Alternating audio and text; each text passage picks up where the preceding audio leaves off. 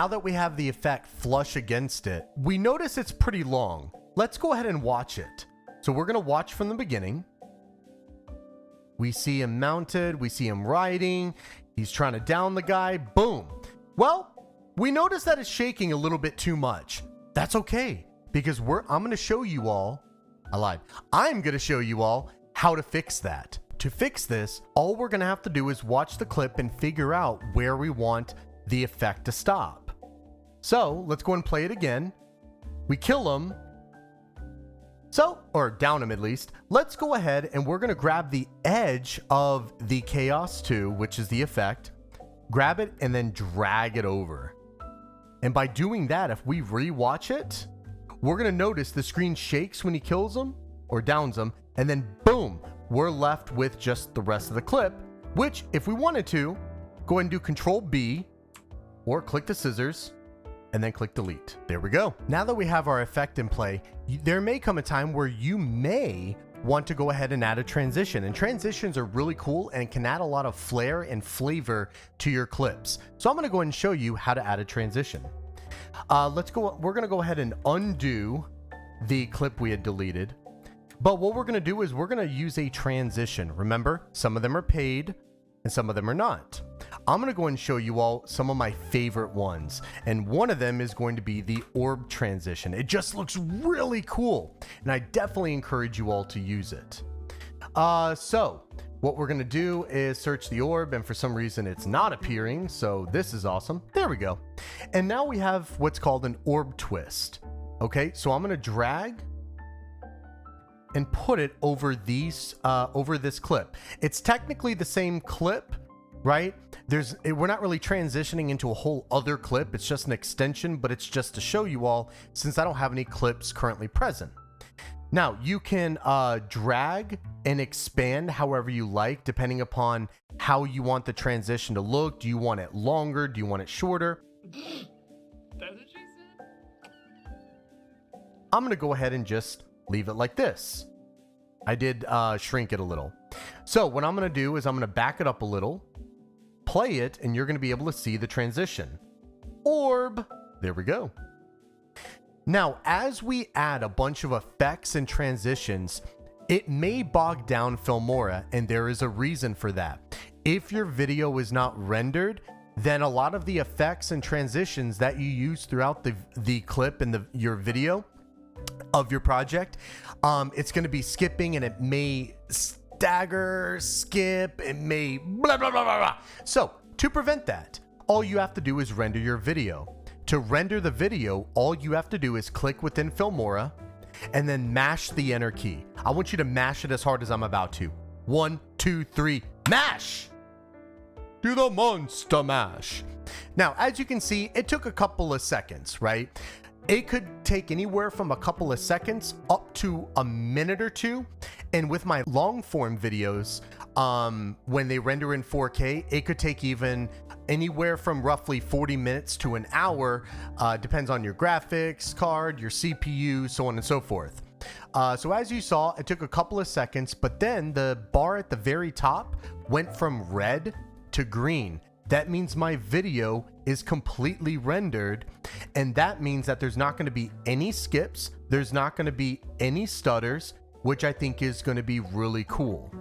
So we saw the effect, and now we get to see the transition to the next clip. The next thing I would like to show you all is going to be a voiceover. So what we are going to do is we're going to do a voiceover, and we're going to cut all the audio from this clip, okay? And we just want our voice.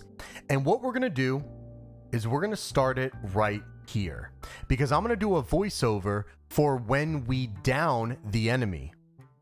So to do that, all you're going to do is click right here where it says record a voiceover. Once you do that, you're going to select your device. For me, I do have to change it. So I'm changing it to the HyperX Quadcast. You could, I do the input audio countdown. You can select a countdown. I do 3 seconds. That way it'll at least give me a little bit of time to prepare. And then don't click OK. Don't click it. We click the record button. All right, so I'm going to go ahead and press the record button. And then I'm going to just yell boom whenever we down this enemy. 2, 1. Boom! Hope that didn't hurt your ears. All right, so now that we have our voiceover, now we have something to work with, and we may want to tweak it and move it so that it aligns with the effect and with the down. To move anything, be it a clip or even the audio, all you have to do is click it and drag it. Now you're going to notice that there's some dead space here, okay? To change that, we're going to cut it.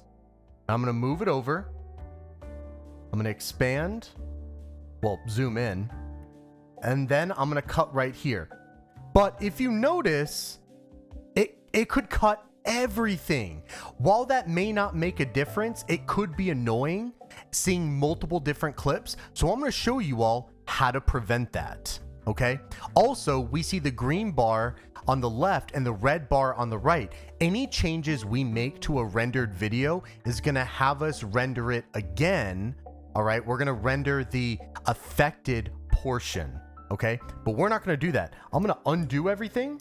And I'm going to show you all how we only cut what we want to cut. All you have to do is lock the tracks, okay? To lock the track, all you do is hover on the far left on the video or audio track and select lock. You will not be able to do anything to these clips, which I think is really cool. Then, once we do that, we're able to cut with either clicking this or Control B, and then we can delete it. And then we can just drag it over to exactly where the effect is. Now, what's really awesome about Filmora is, do you all see that teal vertical blue line? What's awesome is that means it is aligned. It is perfectly aligned with the chaos effect. And I really love that about Filmora, because it's going to let us know whether something is not aligned or not, or tell us when it is aligned, which I think is really cool, instead of having to zoom in and out and figure out if it is aligned or not. So even if it's, let's say, zoomed out, and we're moving this just slightly to the left, and we think it's aligned, we can zoom in and see it's not, so we can just move the vertical bar over, push this forward, and boom, done. Aside from locking the tracks, you can also hide them. So what's really awesome is, let's say we wanted to hide a clip or even hide the effect. We are able to do that. If you're working with multiple effects or even transitions, and something in the clip is not right, and you're trying to figure out where the focal point needs to be, where the problem is, you're able to go through and individually or mass hide the effects or transitions so that you're able to figure out where the problem is and why your clip isn't looking exactly how you want it, which I think is really cool. Because then if we play it, we notice the effect doesn't play. Then I can unhide the track. And let me go ahead and kind of show you all what my boom voice sounds like, but I'm not going to hurt your ears, and I'm going to turn the volume down. And then I play it. Boom! We have that. Now, if I wanted to completely mute the audio track, I'm able to do that, to where all I have to do is click the mute button right here. And then I can play it from the very beginning, and we're going to see the chaos effect, but we're not going to hear myself say boom.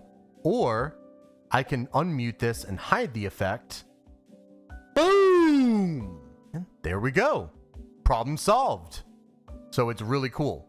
So let me go ahead and unhide this, and I'm going to unlock these. Typically, I don't leave multiple clips locked unless I'm working with a lot and I'm detaching audio on multiple ones. I'm trying to figure this and that out, and things are shifting. That's the reason why I lock them, why I lock multiple tracks. But typically when I'm dealing with a YouTube short or a TikTok, I don't even really have to lock it, which, you know, it's completely up to you and your style of editing. Don't be afraid to add multiple effects and even multiple transitions. Experiment, pick and choose, try and figure out what works best for you and what works best for your style, right?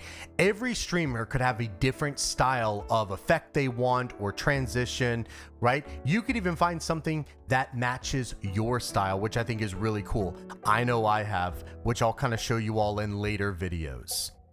So now that we have our effect, we have a transition, we have our boom audio, it is going to be time to export our video. This is going to be very important. So to export the video, all you do is at the top, select export and then create video. And it's going to bring you to the local. Now you're going to see a lot of different styles, right? Various styles. I can't talk today. I can't talk. You're going to see various different formats, MP4 all the way to MP3. I only mess with MP4 or MP3. MP4 for videos and clips, MP3 for audio tracks or sound clips. Like I know when I did my diss tracks, I would strictly export it in MP3. Now, there's a few things you need to do. Do not click export right now. Hold on.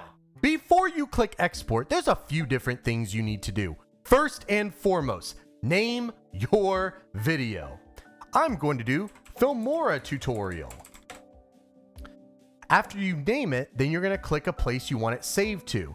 I would set this as a custom folder like I have. In my videos, I have my folder for clips that are ready to upload.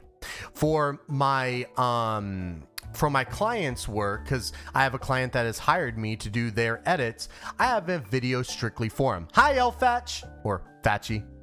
All right, so I'm gonna go and actually put the tutorial in here. So I'm gonna select this folder, and then I'm gonna select settings.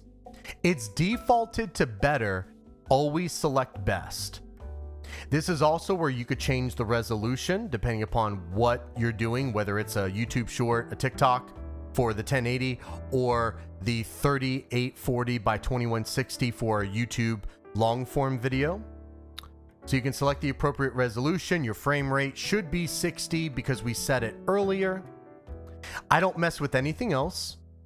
And then I click OK. All right, now in future videos, in the next video actually, I think, where I'm going to be showing you all how to do a YouTube short, I'm going to talk about uploading straight to YouTube. For now, we're just going to do local. I am ready to export. Before though, there's a couple other things I want to mention. You could click export right now. However, there's a couple things I want to talk to y'all about. Auto highlight, I turn this off because it creates two separate videos, your main video, and then it also creates a highlight video that could take out any fluff. I don't like that. If I edited the video the way it is, it's because I want it the way it is, not because I want an additional highlight. So I uncheck auto highlight. Next, upload to the cloud. You could upload to the cloud. If you hover your mouse over the question mark, and then click it, it'll tell you about the frequently asked questions, right? I don't deal with uploading to the cloud, right? I just stick with my current PC. So with those little tidbits, you can enable whichever one you want. For all intents and purposes though, I'm gonna click export. Now, it's going to take roughly anywhere from 10 to 20 seconds, depending upon the size of the video and the speed of your processor, your graphics card, so on and so forth. Longer videos and ones in 4K do take a lot longer. For example, my last long form video that was roughly 20 minutes in 4K took about anywhere from 35 to 40 minutes. Okay, so just keep that in mind. But YouTube Shorts and TikToks are going to typically take a lot less depending upon your processor and graphics card. So that's really cool. My graphics card is a 1060, 6 GB, so it is a lot older. So if you have a newer one, it is possible you could be rendering a lot faster and exporting a lot faster, which I think is amazing. All right, now one last thing. I'm going to show you how to export an MP3. So how to basically create an audio clip for maybe a sound alert or anything that you'd like to use the sound clip for. And to do that, we're going to detach the audio like we learned before. So just right click, detach audio, delete the clip, tweak the sound of the clip, or the sound clip now. There was someone on this hill that As you see, there is sound. Yep, I see him. And then all you do is go to export, create video, And instead of choosing MP4, you would choose MP3. And then you just change it to sound clip. And then boom, export. And that is how you create a sound clip, or how to create an MP3 file.